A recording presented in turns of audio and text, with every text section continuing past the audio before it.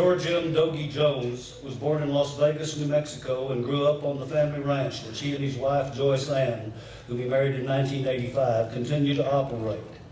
His parents, great-grandfather William Kronig, originally from Westphalia, Germany, settled in the Watrous Valley in 1848.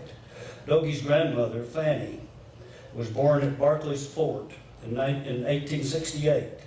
She grew up to marry Frank Meredith Jones, a civil engineer who surveyed the Santa Fe right-of-way through New Mexico.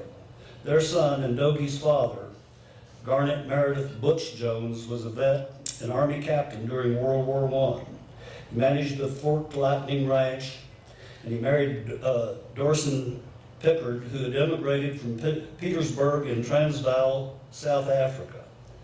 They then raised Dogie and his younger brother Charles. After being discharged from the Navy in 1948, and his service on the USS Copiahy, an aircraft carrier in the Pacific, he returned to the Watrous Valley and the family ranch. In 1948, Dogie went to work for the U.S. government in the foot and mouth disease eradication program in Mexico.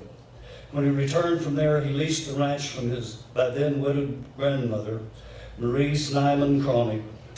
And for 30 years, Dogie was employed by the New Mexico Livestock Board, from which he retired in 1987 as executive director.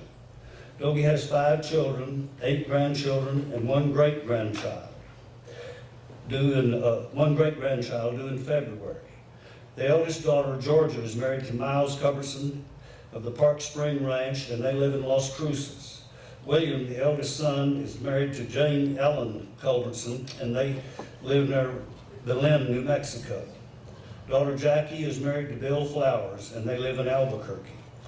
Daughter Jerry Lynn married Tom Bennett, and they make their home in Truth or Consequences, New Mexico. Dogie's youngest son, Curtis, is currently on the ranch with his wife, Wendy. All of his children enjoy the rich history, beauty, and activities of a working ranch as often as possible. Dogie and Joyce Ann continue to raise good horses and cattle and keep up with the farming of 200 acres of hay. Dogie has raised registered quarter horses for 45 years and has been a working member of the American Quarter Horse Association, the Southwest Quarter Horse Association, and the New Mexico Quarter Horse Association. He is also a member of the New Mexico Cattle Growers Association and the New Mexico Farm Bureau. He is currently serving as second vice president of the New Mexico Farm and Ranch Heritage Foundation. Clearly, he continues to remain active in his beloved livestock and agricultural industry.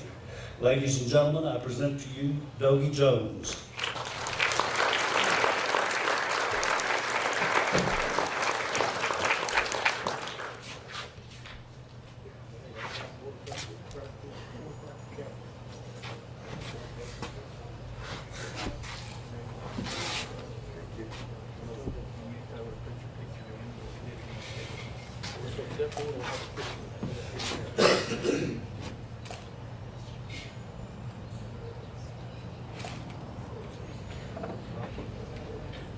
Would you like to make a comment or two? I would. Thank you.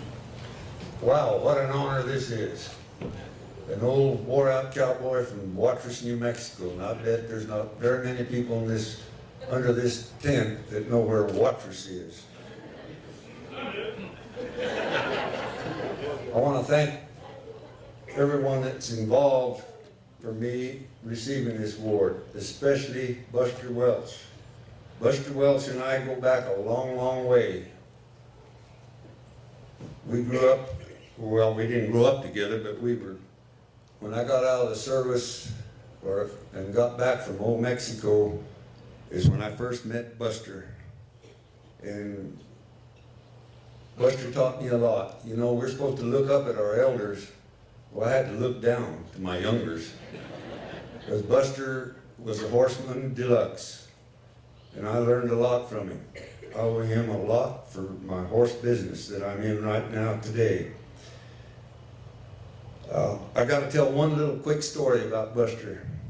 I had a horse there one time, and Buster and I were working these ponies out there in the corral, and this pony swallowed his head and bucked me off real quick, and Buster said, well, he'll take care of that. And he got back up on that pony and kind of begged him to buck, but he refused. At that point, I guess he knew he had someone on him that could ride him.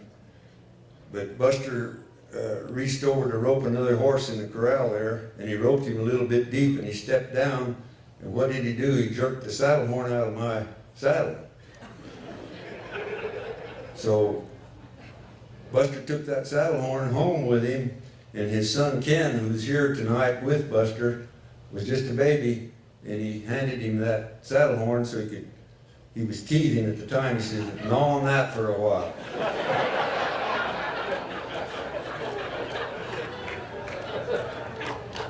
I also want to thank my family for being here, especially my wife Joyce Ann, who's pushed me along. Every time I forget something, she'd prod me and say, "Don't forget this or don't forget that." Thank you, my sweetheart. I love you. Thank you, Mr. Jones.